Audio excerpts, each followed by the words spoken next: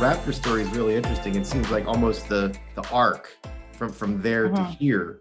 Tell us the story of that, and if you can further about how it seems like that created a lot of credibility in sports betting. Yeah, definitely. I can start, Kelly, and if you want to. Yeah, so as Kelly was mentioning, we started with Kyle Lowry, and then we thought, okay, but really we have something here. So we started assessing the whole team, and we started looking at every single player that was part of the roster and to see what kind of special chemistry they had. And then once we've kind of gone through everything, we were at that point, it was the Raptors playoffs, and our machine kept telling us based on statistics, outcomes, and things that are going to happen and the chemistries and their opponents, the Raptors are going to take the championship this year. And it was one of those things where we kept looking back and we asked our developers that were working on this, like, can you double check the mathematics? Can you double check the statistics? Like, where is this coming from? Because it's really going up against everybody else that's been in this industry for 50 years.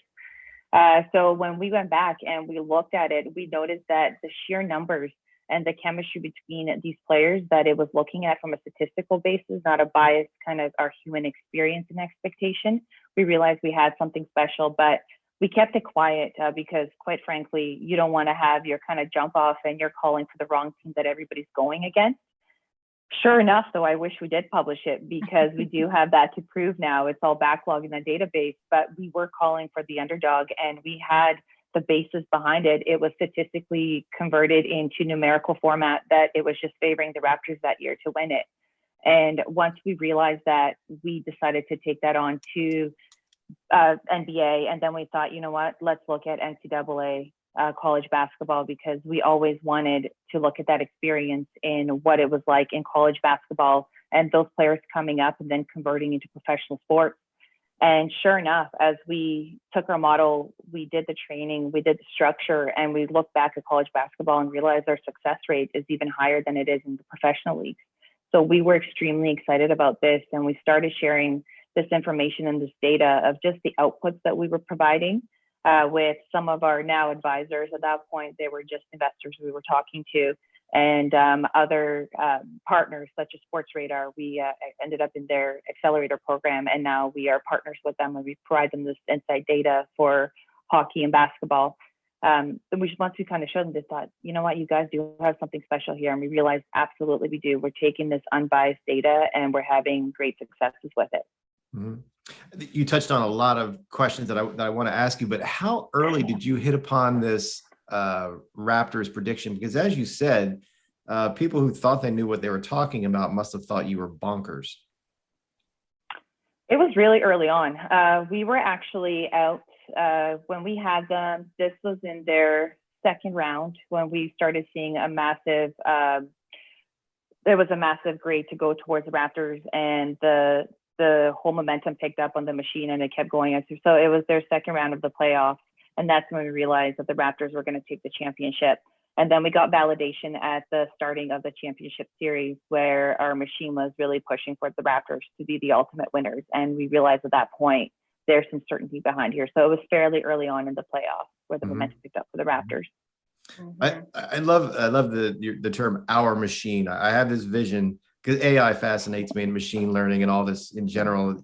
I have the vision of a warehouse with one massive computer, and is that our machine? But before we get too deep into the Raptors and sports betting, sort of, if you can define for layman AI, machine learning, and how do you translate your vision of interpretation of what athletes are going to do into code, into our machine, and have it give you something back that you can use. And in the case of Quarter4 now, sell to subscribers so they could use to make money on their sports bets. I know that's a loaded one, but if you could just make it make sense to people like me, that would help me a lot. It's funny because Daniela always calls it the brain. It's a brain.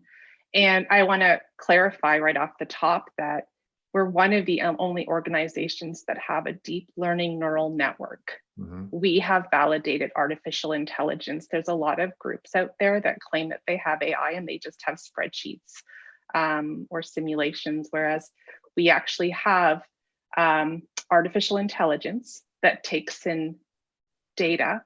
We have 250,000 layers within the AI model that learns from every piece of data that it takes in, and it learns about relationships between players, player performance, how that player does in one game, in one situation against a certain player on another team in a different situation.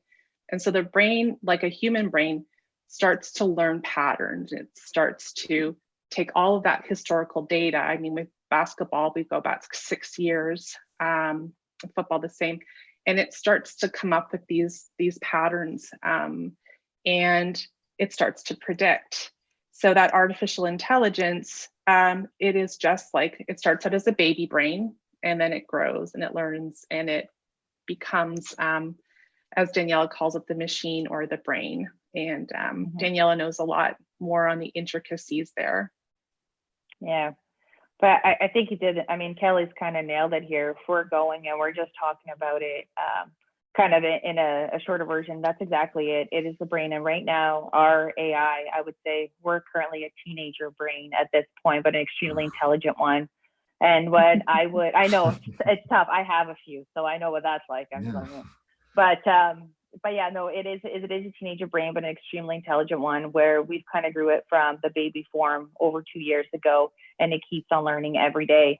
And I would just kind of continue. It would be kind of in essence the same as a deep better or a sports fan that's going back and reading not newspaper anymore. Now they're reading Google every day, looking at the statistics, looking at how their players have done to assess their team in the next game. That's exactly what our machine is doing. It's taking all the historic and it's learning the patterns, as Kelly was saying, and then it's making decisions based on converting that, based on their travel, if it's outside, based on weather impactment and other things, and then making a decision saying this player does extremely well in this specific location against this specific team. I'm going to give it a grade of this, and in turn, that grade converts to that many points for tonight or that many attempts tonight. As well as, the opposing player, this is a very difficult one from a defensive standpoint. So when they're going up against this specific matchup, they're going to have 25% less points. So it's all of these things that our machine is putting into concept and then throwing it out in simplified numbers. I mean, when you look at, it's not a big machine in a warehouse, it's in a cloud. But when you actually look at it, there are rows of numbers and patterns. And then all it does is it beautifully spits it out for the rest of us to just adore, is a simple number saying a LeBron is going to have 30 points tonight. Mm-hmm. It takes millions of layers to get there and data and endpoints, and it just tells us 30 points for LeBron tonight. Okay. So that's kind of the essence of where simplicity comes in, but there's a lot of complexity in there to teach it. I think I thought I once understood some of the nuances that in you guys can certainly correct me if I'm wrong. Artificial intelligence finds patterns, right? Mm-hmm. Yep. And machine learning is actually what we think about when the robots eventually take over the earth, right? Where they use those things and they get smarter. Yeah, it is. I mean, AI and machine learning, in essence, they're a marriage of both, right? You have to start with AI and the pattern and how it's converting the information to the end user. But absolutely, machine learning is that brain that is going to take over. I can't remember that Will Smith movie, but nobody gets scared. It's not going to be that bad where the machines take over. But you just told us they actually are, and that's terrifying. But now I have time to find a place to hide. Yeah. Okay, so is there, I apologize for these simplistic questions, but I'm fascinated, want to learn more about this. And I think there's more people like me than like you that know how this works. Do you have a Wizard of Oz person, a room full of them that code this stuff and make, I was reading one of your press releases. I'm fascinated that you incorporate team chemistry, momentum, and notable storylines into algorithm, I guess is the right term. Do you have a human being that knows how to translate that into code, or a group of them? How do you do that so the machine can give you good information out the other side? Yeah, it's always, and I remember, Daniela, we were in a meeting once and somebody said, there's no way, like, how can you put that in? And Daniela had a great answer. She said, everything has a numerical equivalent. Mm. Everything does. And the beauty of our system is that there's no emotion in there, but we can take things, we can take weather, we can take the decibels, the sound decibels from an arena, and convert that into a numerical equivalent that factors into the modeling. And we do have a team of very smart people that are doing that. There's some that look specifically at the data, how clean is the data, and there's people that take that data and give it a numerical, that component, give it a numerical equivalent. And then there's those that are actually working with the AI to ensure that the output and the layers and the modeling are all working. So it is, in essence, a bit of a factory line there. Okay. How many employees do you have? We're at 14. Okay. Do you find, and I think Daniela, you touched on this a little bit. Do you find that there's some sports that you do way better than others that maybe, I mean, I would find that baseball would be hard. I don't know why anyone ever bets on baseball. I mean, you could have it figured out, then the wind picks up while a ball is floating foul and then dunks in the fair, and then everything is trash. I mean, is there a sport you do better or worse? Well, so far our sweet spot has been college. To be determined. We are going against the machines too. We're going to take on some racing sports as well. So it's to be determined which is going to be our best. But as long as we keep on hitting the numbers we're hitting in every single league, we're going to be on our good merry way. But yeah, for college basketball so far, I would say hands down sweet spot, and we identify certain players and certain statistics above and beyond anything else we do. So we hope that succession keeps going. And just to touch on baseball, a sport that we might look into, but we find oversaturated, it seems as though because it's so statistically based and so statistically heavy, everybody's taking a hit at baseball, where we're going for the challenge. We went for football, which seems to be really lacking in this kind of progressive data output, which is something we're releasing within the next week. For the world to experience and to see, and we're doing it in game. But yeah, we're going with the challenges of football, and we're kind of leaving baseball to everybody else for right now. Mm-hmm. Okay. Yeah. What was the was there an aha moment between you two or someone else sitting around thinking, wow, I think daily fantasy and sports bettors might be into this? How did that thought come together? Go for it, Kelly. So yeah, I mean, we got some, honestly, we built this. So we built this, an advisor that we had on our board said, okay, this is so cool what you guys have done. What are you going to do with it? And Danielle and I are like, I don't know, like educate, teach kids about basketball. So they're like, no, Kelly and Daniela, you need to fly down to NBA Summer League. You need to sit in the University of Nevada where the agents all sit. Open up your computers and just have the program sitting there with all of your graphs and everything. And people are going to come up and talk to you. So we did that. So on the fourth day, we met a couple of agents, one specifically, who said, this is incredible. Do you know what you've built? And we're like, no, but he's like, you could use this for scouting and you could use these for different things. But do you, because we're from Canada, do you know what's going on in the online betting realm in the US and the legalization? And Danielle and I are like, no. And they're like, you need to apply this to online betting. This is going to really take off for you guys if that's the industry in which you stay. So we did have some advice on that. We were a little overwhelmed at first because we're not from a sports tech background. We love sports. And we're definitely not from a betting background at all. We were like, oh my gosh, how are we even going to navigate that? But we ran with it. We met some great people along the way. There's the one nice thing about the betting industry is that people are so excited about the industry and they love to learn and they love to listen to new things that are going on in the industry. And we just reached out to as many people we could and talked to them about what we had. And that helped us develop the path that we're on now. So we learned about betting really, really quickly. What year was that? That was 2019. So that was before you got no, that was after the Raptors prediction. Mm-hmm. Yeah. Yes, we went down. Yeah, and that was a talking point for us down there. Mm-hmm. Yeah. Because it just ended and then Summer League began. Yeah, that was a good place to be. NBA plus Vegas. I mean, do you? I was reading. You've raised 1.6 million, and you plan to expand in the fall. that you want to double the output to 2 million predictions per day by September. That's double currently what roughly Yeah. is that a tremendous expansion? I mean, double of anything seems like a lot to me, but I mean, do you just crank the machine to 10 and it does double? I mean, how does that work? There's Something two like that. things to this. Yeah. So we're introducing NFL, college football, but the sweet spot is we're doing in-game predictions, which means we're going to be putting a prediction out every 60 to 90 seconds by mid-fall. So that means that we're going to have so many predictions per player that's on the field for every team, every game that's playing today across multiple sports.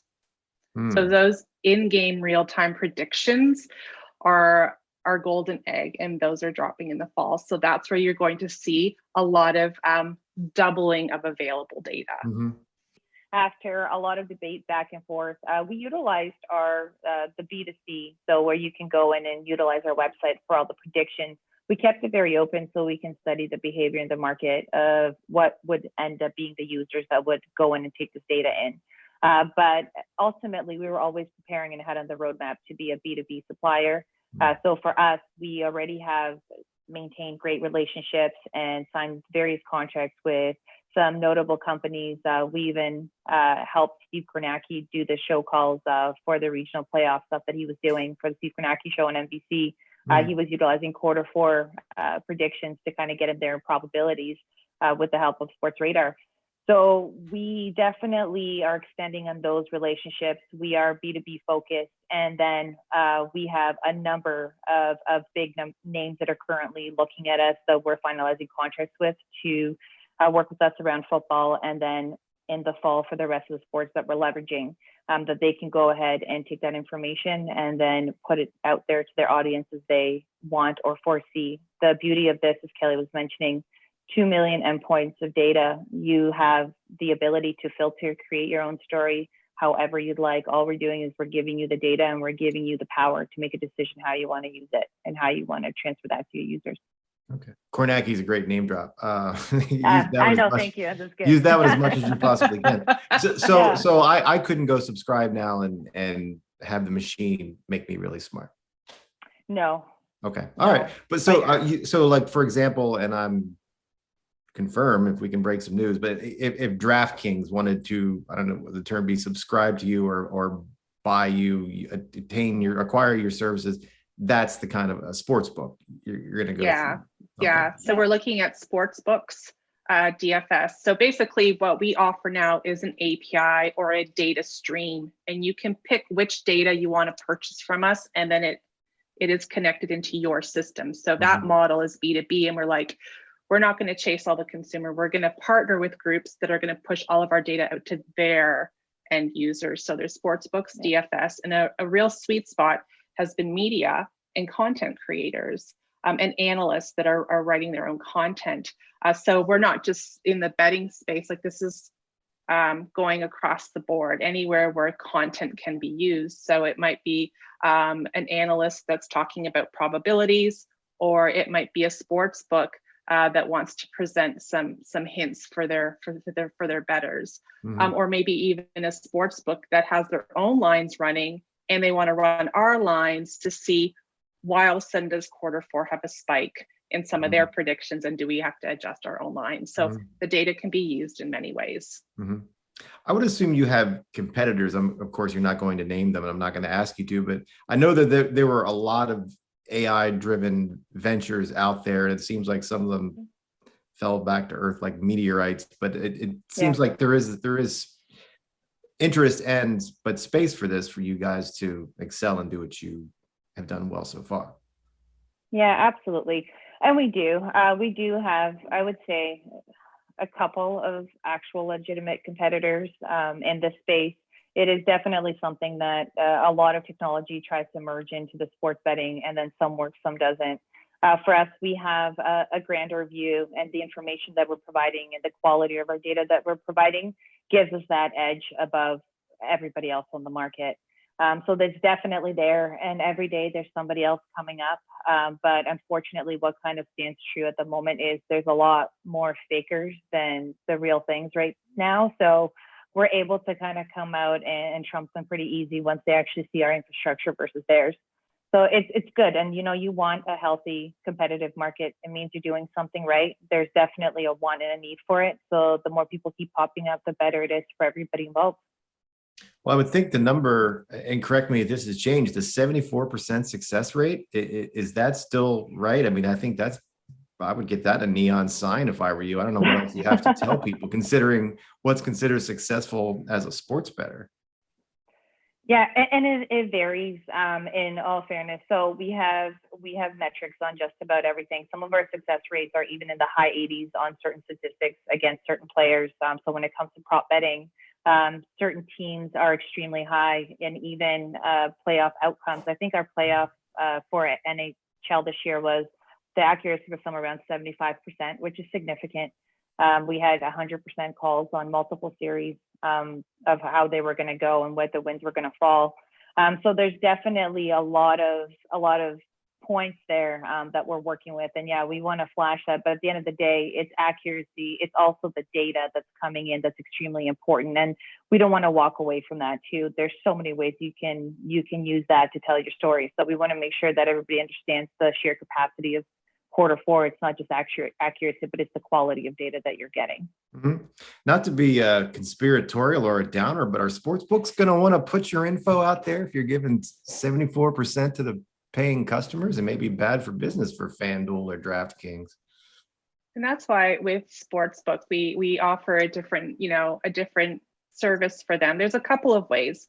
Micro bettors, for example, they want to build brand loyalty. There's going to be a lot of sports books in the market and a lot of places where people can place their bet.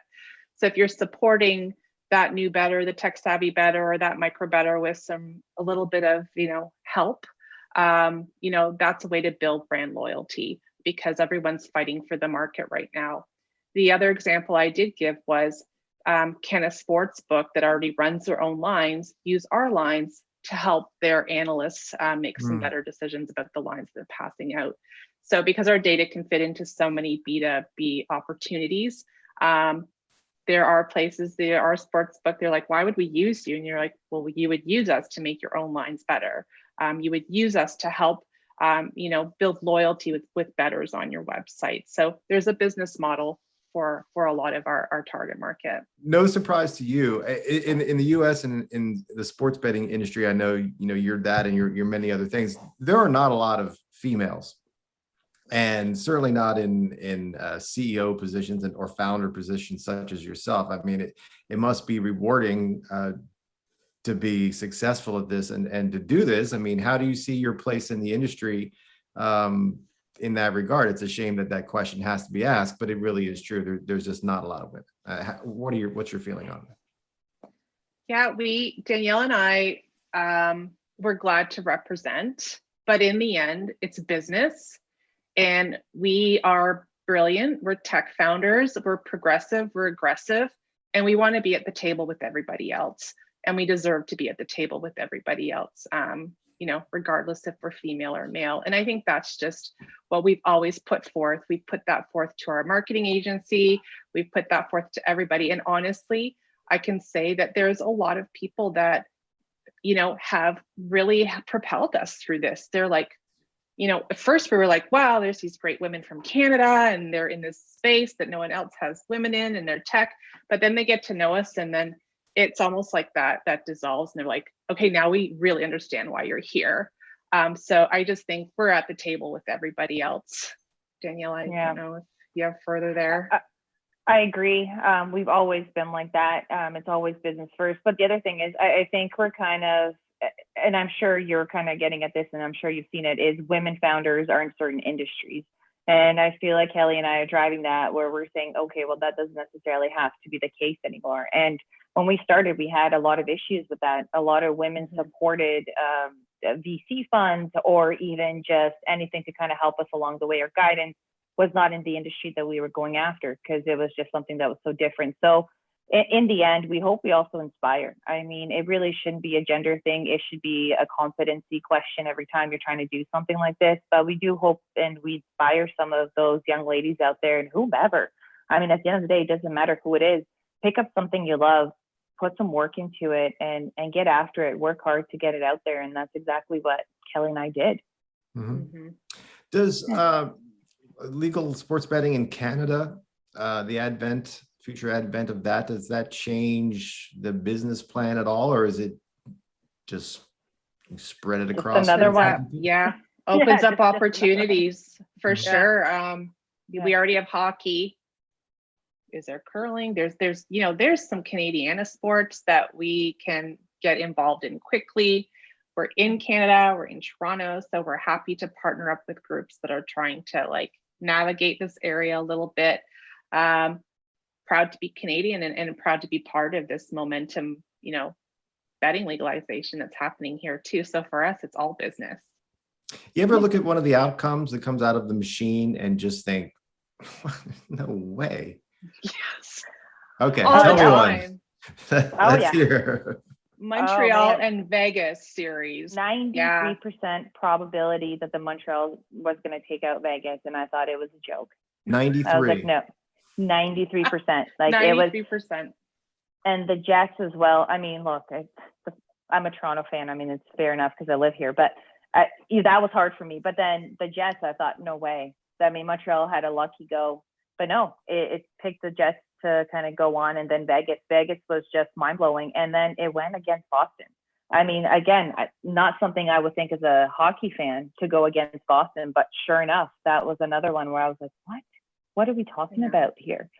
Yeah, I mean, it was interesting. And even Colorado, it called Colorado to go out where I thought they were going to win the Stanley Cup as a hockey fan. So, I mean, it's always happening. Yeah. Lakers. And we called, the Lakers we called against. So we actually, one of our customers, he's like, oh, you're making some really weird calls. Like, I don't know if we can publish these. And we're like, do what you want. And every time we go back and we're like, hey, you like that series? How'd that get you? Right. And he's like, oh my gosh, I wish we had the balls to publish. They didn't publish it.